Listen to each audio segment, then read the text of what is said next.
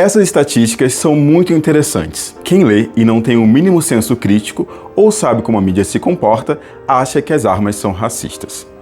Esse é um comentário em uma publicação do jornal O Povo, sobre uma pesquisa do Instituto Sou da Paz, da violência armada e racismo. Eu leio esse comentário e fico pensando, amigo, você é fã ou hater? Porque assim, as armas são objetos. Logo, elas não pensam e nem fazem juízo de valor. Então, talvez você concorde com o ponto do Sou da Paz, que as desigualdades, elas refletem também na violência que a gente sente no dia a dia. Pera, vamos com calma, vou explicar. Vamos pro início, vamos olhar para os dados que o Sou da Paz trouxe nessa pesquisa Violência Armada e Racismo. Entre 2000 e 2023, 1,2 milhões de pessoas foram mortas no Brasil por violência. Dessas, 71% foram por violência armada. Nos últimos anos, existe uma queda nos homicídios, mas mesmo assim, uma coisa não muda. Essas mortes têm gênero, cor e idade.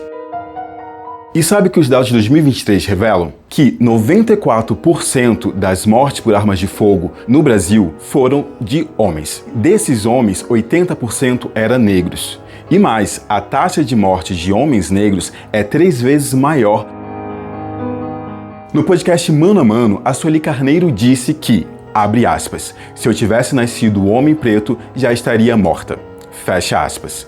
E quando a gente olha para os dados, vê que isso não é profecia, é realidade. A violência tem um alvo preferencial, jovens de 20 a 29 anos. Nessa faixa etária, a taxa chega a ser de 81 mortes por 100 mil homens. Taxa 3 vezes maior que a média nacional. E quando a gente olha ali para a faixa etária dos 10 aos 19 anos, a taxa é de 26,3. O que mostra que a violência acompanha os homens negros da adolescência até a vida adulta. E o território também pesa. O Nordeste concentra a maior taxa de homicídios de homens do Brasil, 55,8. No Amapá, por exemplo, a taxa saltou para 111 mortes por 100 mil homens em 2023. Isso é resultado de conflitos, violência armada, facções e violência policial, que no estado representa 35% das mortes violentas. Mas não dá para falar de tudo isso sem olhar para aquilo que constrói o que é ser homem no Brasil. Frases como bate de volta, engole o choro, homem não chora,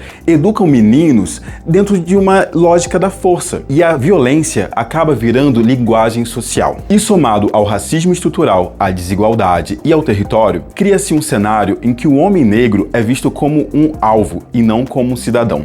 E se engana quem pensa que o problema é só a morte. O perfil das pessoas que ficam internadas pela violência armada é muito semelhante daqueles que morrem. 89% são homens e 82% são homens negros. O que inclusive gera alto impacto financeiro no SUS, o que revelou uma outra pesquisa nossa, a custo da violência armada. Para o homem negro no Brasil, viver virou resistência diária. O relatório deixa claro, há vidas no Brasil sendo marcadas como menos importantes antes mesmo de começar. Esses números são reflexos de uma organização social que empurra os jovens negros para a violência, seja por uma falta de acesso à cultura, ao trabalho, ao direito à cidade, ou até mesmo porque esses jovens são vistos como suspeitos antes de qualquer coisa. A violência armada não mata só pessoas. Ela interrompe trajetórias, interrompe vidas, fecha escola, impede o ir e vir de comunidades inteiras e deixa um estrago emocional muito grande que as estatísticas não conseguem mensurar. Mas esse cenário não é inevitável. A gente sabe o que funciona. Controle rigoroso de armas, investigação qualificada, políticas de prevenção, educação